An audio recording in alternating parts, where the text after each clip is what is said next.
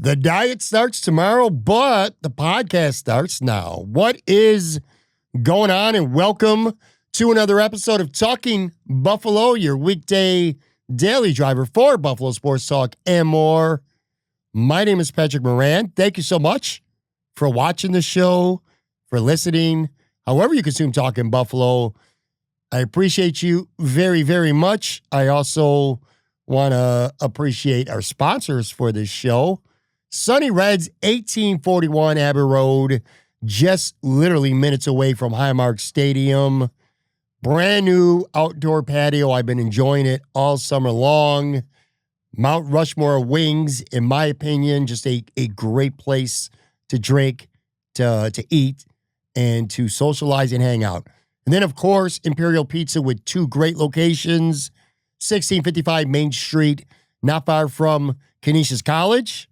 Or if you're in the South Buffalo area, 1035 Abbey Road, the staple location, home of the best lunch special anywhere in Buffalo. And of course, one of the most popular pizza joints in all, not just Buffalo, but of all Western New York. Good to have you on today. We are going to talk about some things that we have learned immediately from day one of Bills camp. And the offseason, folks, is officially over. The 2025 season with training camp has begun.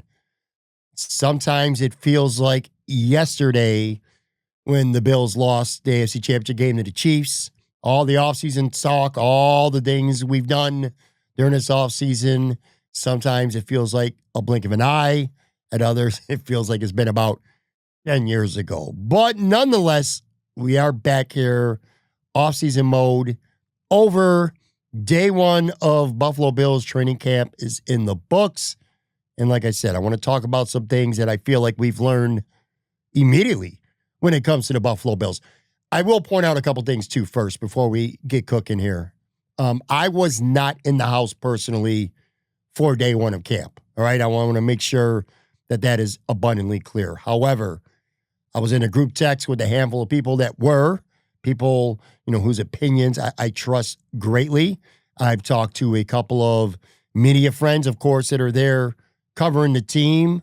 I've seen a bunch of videos from practice, some of them public, some of them shared in a group. And I got some things that I want to get to. I will say this too as well. I may or may not be at camp on Friday, but I know this for sure.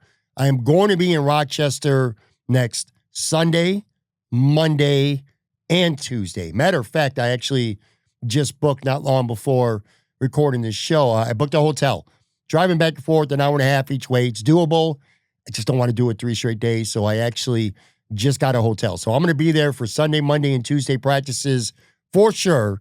And I'm going to be shooting some content there in Rochester. Going to get some solid firsthand accounts of what's going on. There's nothing better. You can get some solid reports from people, but there's nothing better than seeing things with your own eyeballs. I will be having shows.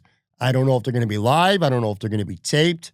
I could just tell you that they're going to be somewhere in Rochester. It might be at St. John's Fisher. It may be at the hotel. It may be at a restaurant. One or two of them may be solo. I might have a couple guests. Well, just wait and see. That's all I'll say. It's just wait and see.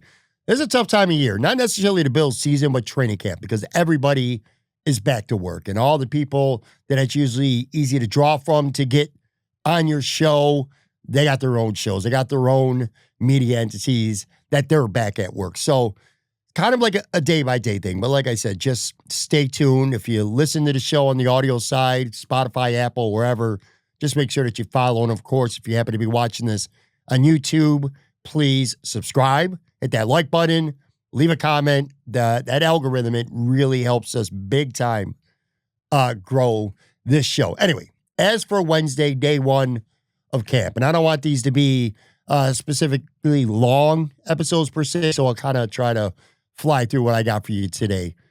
As for Wednesday, Sean McDermott, before anyone hit the field, Sean McDermott spoke before practice.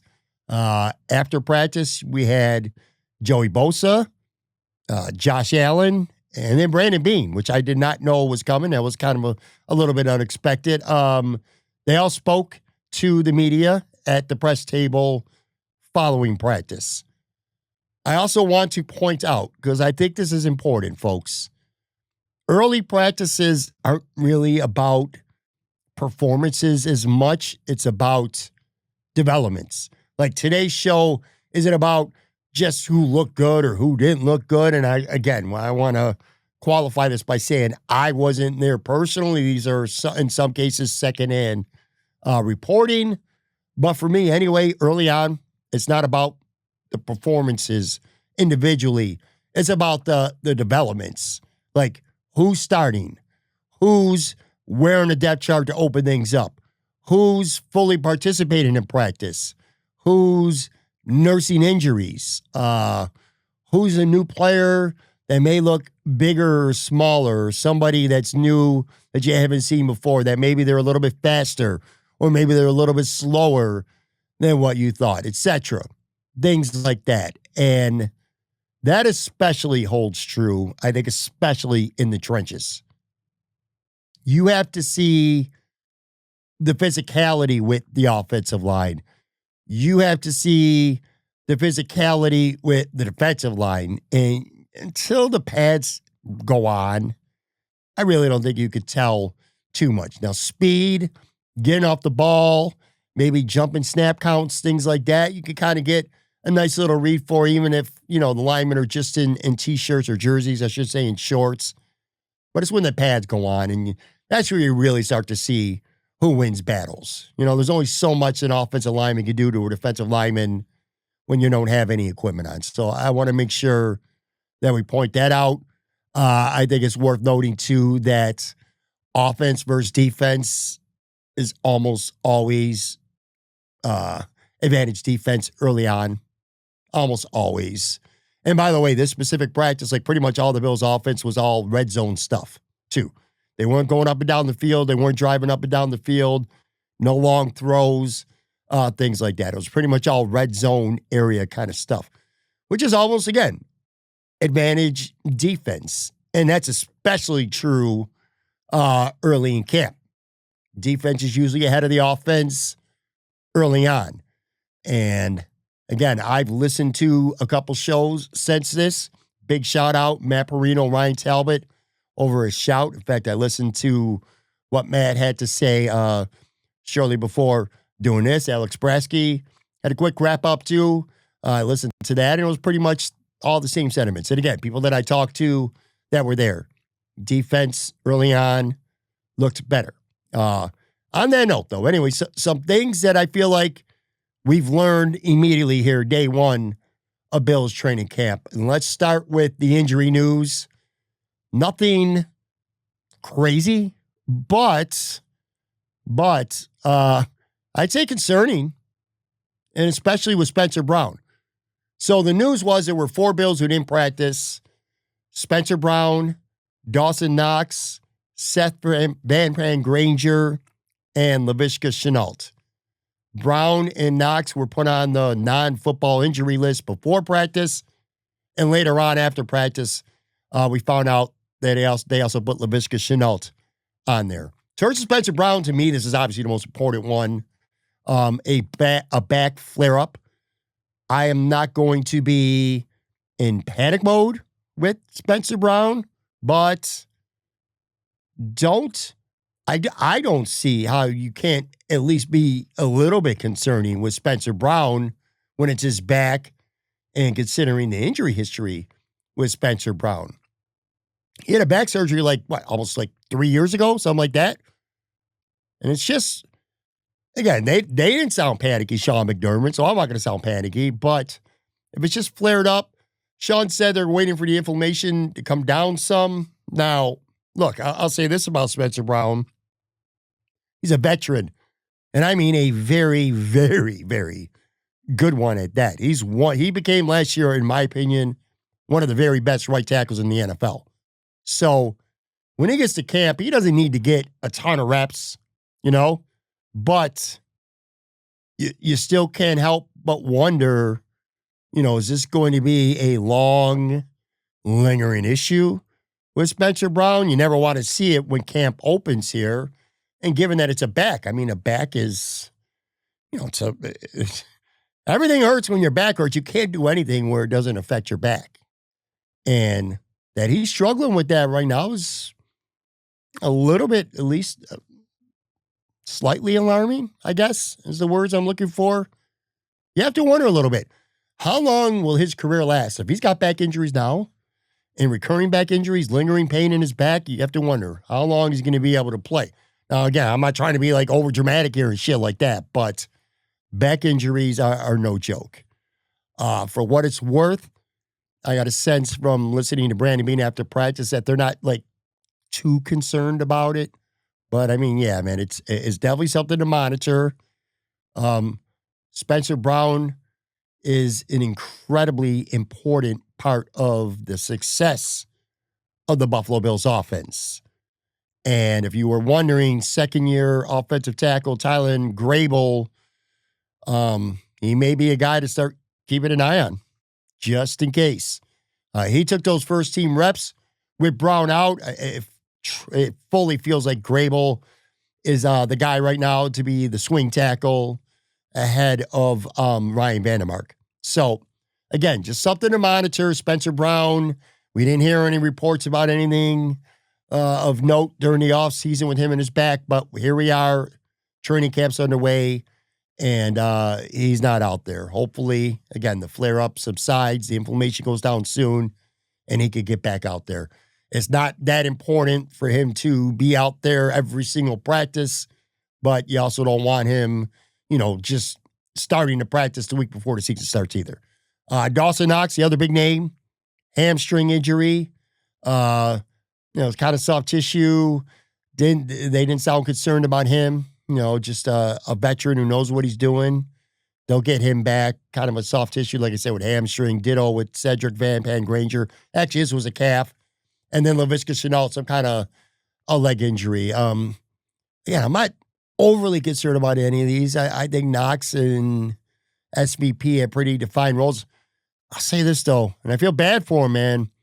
Every practice, or hell, forget about practice, every rep that Laviska Shenault is to miss, 100% detrimental to his chances of making this football team. I felt it was an uphill battle to begin with. And if he misses any extended period of time, you start to wonder already, is he this year's version of Chase Claypool, who's somebody who, was a little bit promising in the spring. He got to the summer, injury, and just never got himself going. Hopefully that's not the case with Shenault, but we'll see. It could be. Another big thing, James Cook shows up. No surprise. James Cook, full participant. Not a big surprise. Maybe not even a mild surprise. I guess it depends on who you ask, because there are a lot of people who thought he may hold in. I think the national media kind of led to that without saying it, just like, a couple months ago, was that he wasn't going to be around for a long time. Didn't turn out to be true. James Cook's here, folks, and he participated fully. From everything that I've heard and listened to or read or watched, he looked great. He looked in mid-season form. Again, at least from what I've heard. And he fully participated, which, again, we didn't know that coming in, so this is great news. This is great news. I think, and I've talked about this on the show. Who was it, man? I want to think, because I have so many guesses. Or it was Alex Brasky a couple days ago, just in fact, on the show. He said that he thinks, not counting Josh Allen, that James Cook's the most important player on this offense. And because he's got a level that Ray Davis and Ty Johnson just don't have. So for him to be here and for this to formally now look like it's not going to be a problem, that's just great news, man. And I want to thank James Cook, for his contract demands and all this stuff that went on during the offseason, not showing up to OTAs and being very public about the money he wants, because I'll tell you what, man, that gave people like me and Bills content creators months worth of filler. Throughout the course of an offseason, you got your you got to re-sign your own. You got free agency. You got the draft. You got the schedule. But there's a lot of lulls during the offseason. Even if it's the NFL where there is no offseason, that's what they'll say. Well, yes, there is. At least when it comes to consistent talking points. But James Cook gave us some juice. James Cook gave us some juice to talk about this offseason. So I thank him for that personally, man. But look, bottom line, dude just wants to get paid, okay? James Cook wants to get paid, and it appears, based on today, day one of camp, that he knows without a doubt that the only way he's going to go and get a contract, anything close to what he's dreaming about, is by going out there and balling out. Going out there and having a huge season. If he does that, whether it's Buffalo, whether it's somewhere else next off season, the money is going to take care of itself. So I think what happened today with James Cook is a very, very positive development for the Bills. It kills a narrative. It probably kills a major recurring talking point on HBO Hard Knocks. I saw that WGR asked if we being fans, owe him an apology. I would laugh when I heard that. In a way, yeah, I think so. I think there's a lot of fans out there that thought this was going to be a problem. I was on the fence. I don't know one way or the other. I didn't really have a strong opinion, but a lot of people did. And there were a lot of people out there who thought that James Cook in this contract could be a problem. And it certainly does not appear that that's going to be the case. All right, let's take a real quick break, come back on the other side, and we're going to get to some of the on-field developments based on what we saw here, day one, Buffalo Bills training camp.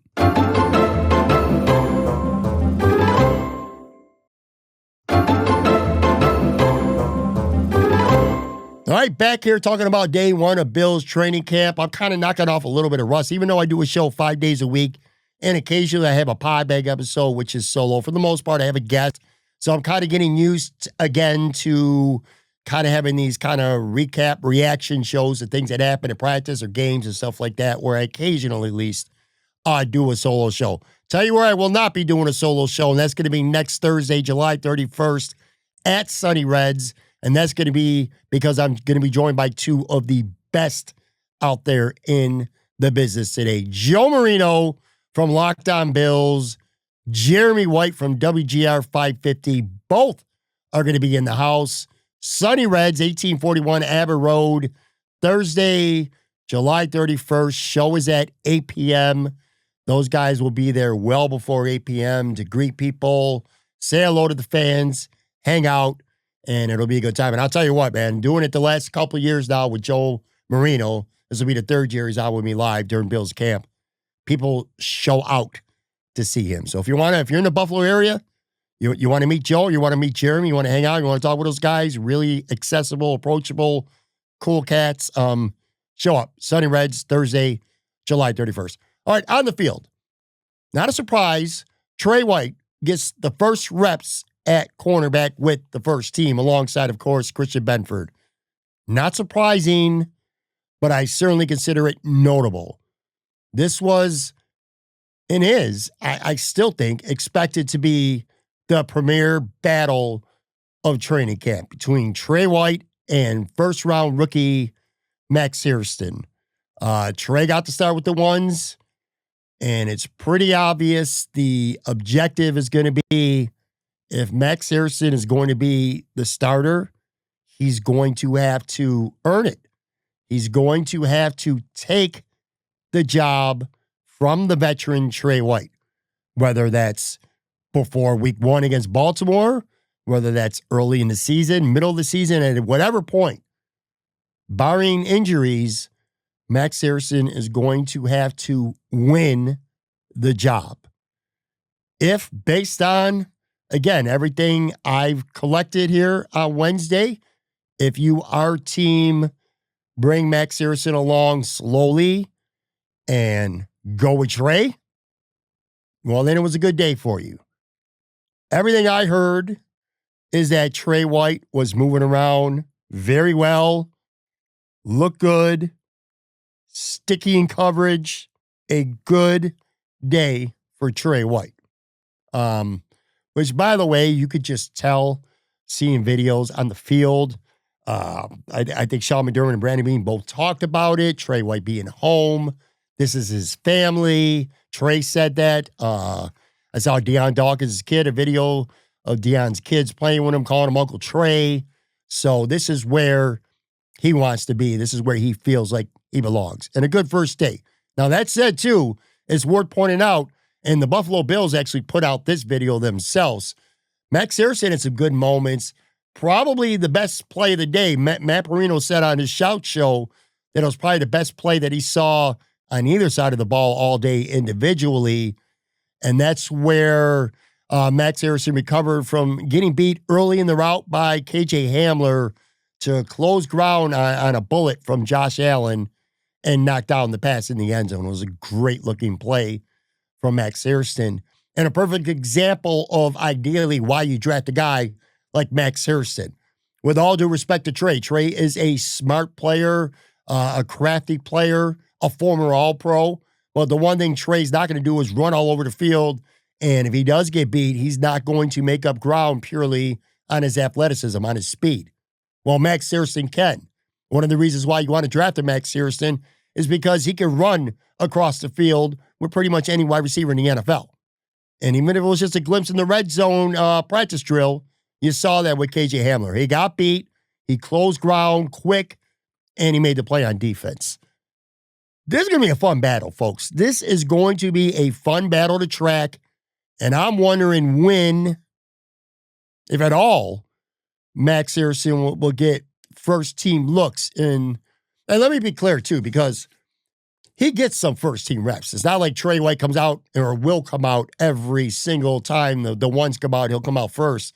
There'll be some looks where Max Harrison's going to get looks with the ones early on. But you wonder, is Max Harrison going to be the first guy out, the first set of drills with the first team anytime soon? I don't know. But again, just one day. Don't read too much into it. Advantage defense early on, like we talked about earlier. But a good start for Trey. And you saw a glimpse of why Max Harrison was the Bills' first-round pick. So that's cool.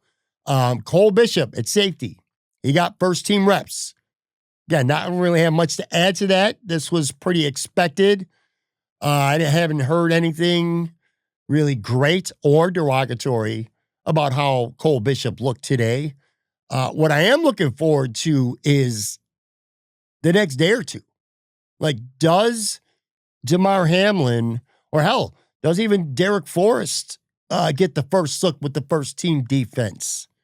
If the answer is yes, then we got ourselves a little competition on our hands, kind of like we were supposed to have last year with Cole Bishop and Damar Hamlin and Mike Edwards. But unfortunately, Edwards got hurt, Bishop got hurt, and basically the job was handed to Damar Hamlin. But that was designed to be a competition. Right now, Cole Bishop got the first look. If we get to practice on Thursday, or especially in the Friday, and Cole Bishop started with the ones again, then you really don't have a competition. But if Damar Hamlin's out there with the ones on Thursday, or Derek Forrest is, well, then you got a competition, man. So I personally think Cole Bishop is your guy, 100%, or should be anyway. I'm sure pretty much all you watching or listening to the show want Cole Bishop to be that guy based on the fact that he's young and his ceiling, and we know the athletic limitations of Damar Hamlin. But I'm still, at least right now, maybe 24 hours from now, my mind will be changed. But right now, as I record this show, I am not sold that Sean McDermott isn't going to at least give Damar Hamlin the opportunity. So all I will say about Cole Bishop starting with the ones on day one is stay tuned. Like, let's pump the brakes, but just for now. Another big takeaway, and I've heard a lot of positive reviews on this, an impressive opening day for wide receiver Josh Palmer. Anthony Prohaska from Cover One, who was there in the stands, and brilliant observations, and he always does that, man. He's just so good at that stuff. But anyway, I'm going to read a tweet that he wrote directly about Josh Palmer. He said, even in drills, there's so much subtlety to how Josh Palmer moves and stems his routes.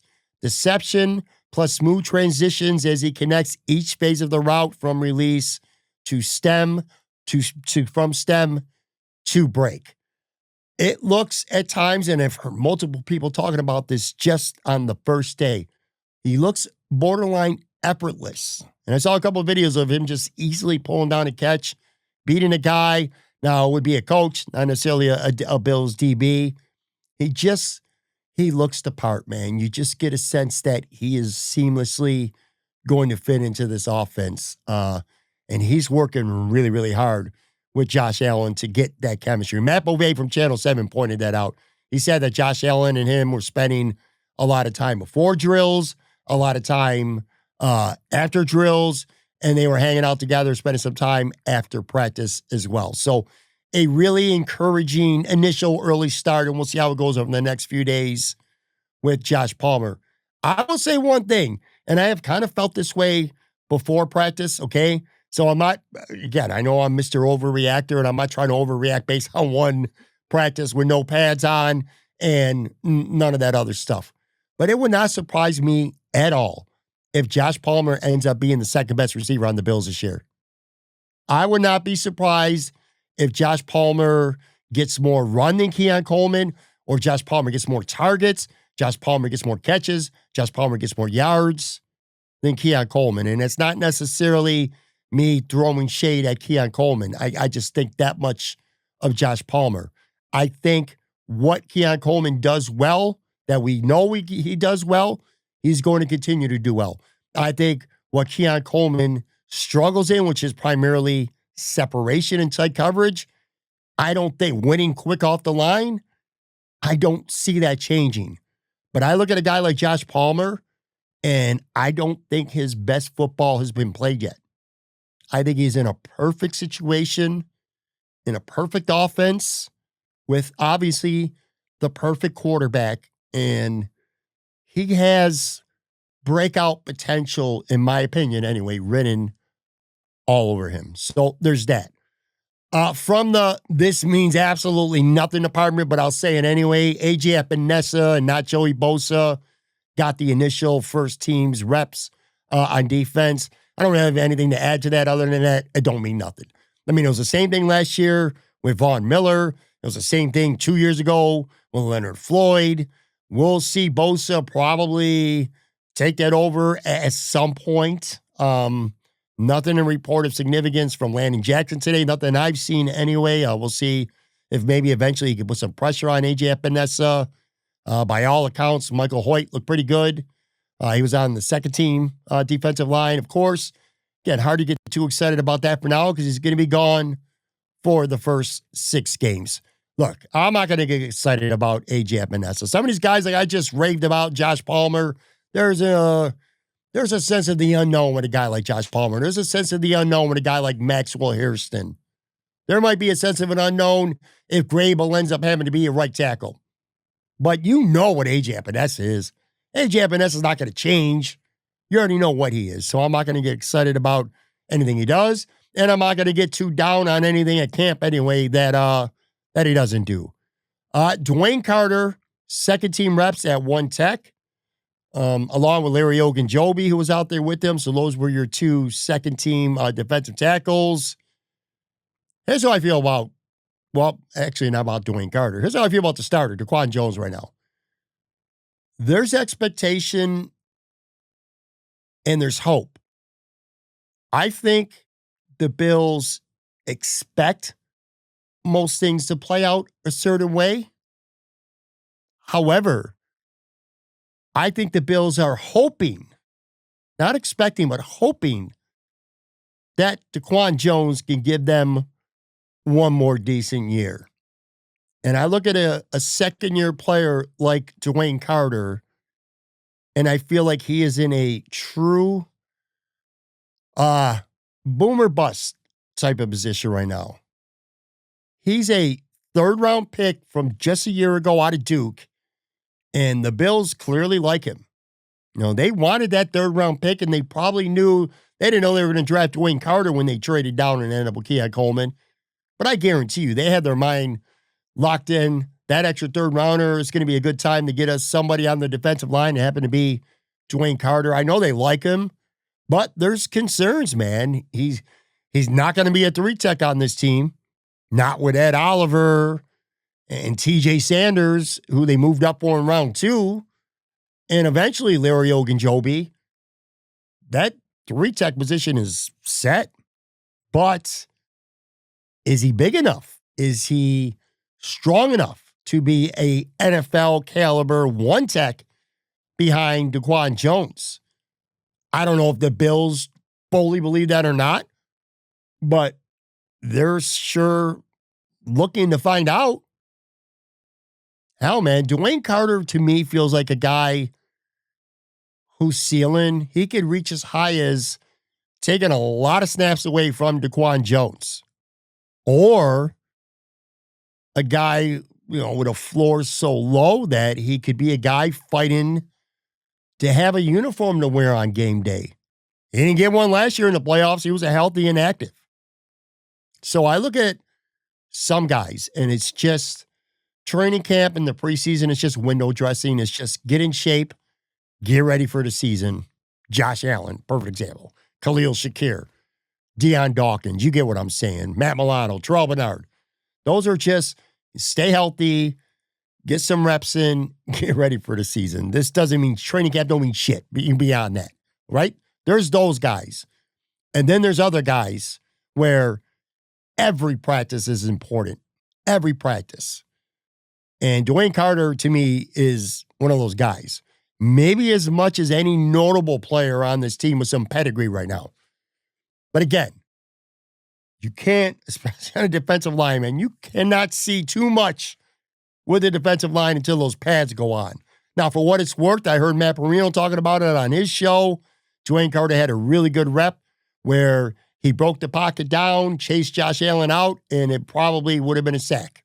So anything, again, if you're hoping that a guy could break through and maybe even possibly take a job away from an aging veteran who may not have much left in DaQuan Jones, anything you hear on the positive is a good thing. Now, as for the other defensive tackle, the 1-tech guy, Sean McDermott said before practice that Deion Walker was off any load management, any rep management that he's had this entire offseason because of his back. Now, I don't really have anything today to add about how he looked on the field other than he's a big-ass dude. But him not having load management going into camp, per Sean anyway, that's obviously encouraging. He has the size to contribute and compete for snaps right away. It's no given. If he's healthy and he really has no load management and Dwayne Carter isn't up to task, Walker could ball past him on a depth chart in camp immediately. So, the Bills moved up in the 4th round to get him. They like him. Let's not forget, Brandon Beane said, at least he said, if Walker had come out a year earlier, he would have been a 1st-round pick. Now, I don't know if the Bills actually believe that or not, but I do believe that he has a real opportunity to get playing time early. And him not having load management, according to Sean, again, is definitely a good sign for him. In terms of punt returns, KJ Hamler had 3 reps, including the first one. Brandon Condrington had 3, and Daquan Hardy had 1. Again, not much to really take away, but perhaps good indication that it could be KJ Hamler versus Condrington for that job. And I got to tell you, if that's the case, and I don't know that it is, Hamler's going to have a tough time making this team. Although he had an impressive first day per multiple people that I talked to. But yeah, man, I don't buy. I like Daquan Hardy. I don't buy, other than maybe injuries being a factor, him getting a legit true opportunity to make this team. But I don't know, because if it's not one of those guys, if it's not Hamler, if it's not Codrington back there fielding punts, who's it going to be? I don't want to see my number 1 wide receiver, Khalil Shakir, back there returning punts all year. I know he did it in the playoffs. I don't think you want to do that for an entire season. Chenault's hurt. that's not good. Elijah Moore, I mean, if so, you want him out there early and getting used to it.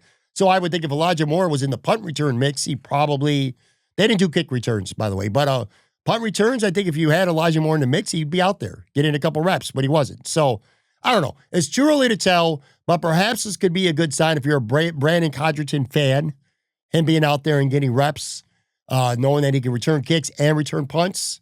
He's obviously going to have to look pretty good in the secondary too, but I feel like it's a pretty good sign for him. But then again, maybe I'm sleeping on KJ Hamler. Like I said, good reports for him today. He could be the primary kick and punt returner. And, he's makes some plays at receiver too. So this could be a low-key battle that nobody's talking about right now that could become something that is worth watching. As for the kicking, Tyler Bass was perfect on 6 field goals. None of them were for 50 yards. I think that long was 48. I'm not really spending much time thinking about Tyler Bass anymore. I think after struggling for a nice chunk of last year, starting with that Miami game where he made that long field goal to win it, going forward, he's a non-story. He's not going anywhere, not even another kicker in camp. So there you go with that. Last thing here, and then we're going to get out. Nothing really to do with on the field, but I was a little surprised, I guess is the right word. I get a sense listening to Joey Bosa, because again, Joey Bosa spoke with the media right after practice. I think Bosa is genuinely happy to be in Buffalo. I think he sounds sincere about being comfortable here and just having a sense of freshness, something new. One of his quotes that he said, and I thought this really resonated with me anyway. He said, I hung out more with teammates in Buffalo in the last 6 years.